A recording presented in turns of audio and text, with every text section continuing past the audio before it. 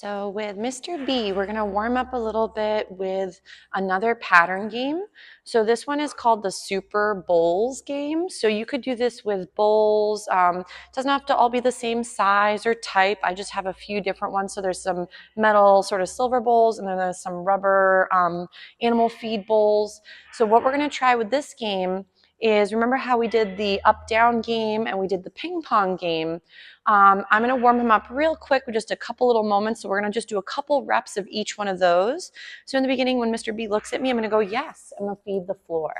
So what I'm teaching again, Mr. B, is that when we give eyes, yes, good things happen, and that we can start to reorient towards us, yes, as later more distracting environments or setups may occur. So again, I'm just going to let him meander. He's like, these toys look amazing. So again, if he watches me, yes, and I'm going to toss the food. So right now we're just doing a little bit with the ping pong game. He's like, hold on, there could be the snack. It rolled away. So right here he gives eyes, yes, and I toss the food. Nice, very pretty. So again, waiting for those eyes to hit, yes, and I toss the food. So with this bowl game, what you're going to try and work on is, I would recommend start it off in a calmer or indoor environment where the stimulation isn't too great. If you go right into working this in a yard or sometimes even out in a field somewhere, the environment could be too stimulating. So what I like to do is, I'm going to start off at one of the ends. It doesn't really matter which side you start on. What I'm looking for Mr. B to do is, when he gives me eyes, I'm going to go, yes, I'm going to feed in the bowl. So again, we're going to take a few steps. I'm going to wait for eyes. When he hits my face, yes, and I feed in the bowl. So the benefit of this pattern game is you can start to create this game, yes, in many other environments. And what can be great about the bowls is it gives your dog a target to hone in on, yes, other than the environment. So if the environment is too stimulating, if they're getting overwhelmed, yes, and they are, for example, mouthy or bouncing off the walls or getting a little too flustered, then this can be another great way to get out in those world moments, chewing. And as Mr. B, yes, start to realize how to hone in on you. These bowls could be faded out as well. Yes. Nice. So the benefit of the bowl is, again, the target snack doesn't get lost in the environment. Yes, but it has to make your dog take a moment to pause, take a little breather, and look to the ground to then bounce back and reorient to you. So if, again, he does a little check-in with me, beautiful, I'm going to feed the bowl again. Nice. So right there, beautiful eyes, feed the bowl. And for a lot of puppies that get easily overexcited, having visual targets can be very nice. Right there, beautiful eyes, yes. And we feed the bowl again. Nice, so Mr. B's doing a beautiful job. So again, nice eyes on me, yes. And he's going right for the food this time very, very quickly, which is splendid.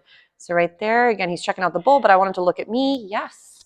And then we feed inside the bowl again. He's doing a great job. So I might do a little find it just to get him out and about, reorient off over here, and then come back over to our little zone. Nice. So when he gives me those eyes again, yes. And right into the bowl we go. Gorgeous. This can be very helpful as you're trying to branch your way, yes, from an indoor environment where they're very comfortable and maybe very resilient and very cozy in that practice zone. Yes, and then branch off into newer environments. So this would again be that novel environment, could be the outdoors, yes, where instead they normally do really well, let's say in the house, but outside they start to lose their capabilities or their resilience or their check-in or their bounce back. Yes, beautiful. So we'll do another little round with him. That was very nice. We'll do a little find it, get him up and about. But notice how he's even going further out into the environment, where last time he only made it about 6 feet or so, give or take. So right there, eyes on me, very nice. Gorgeous.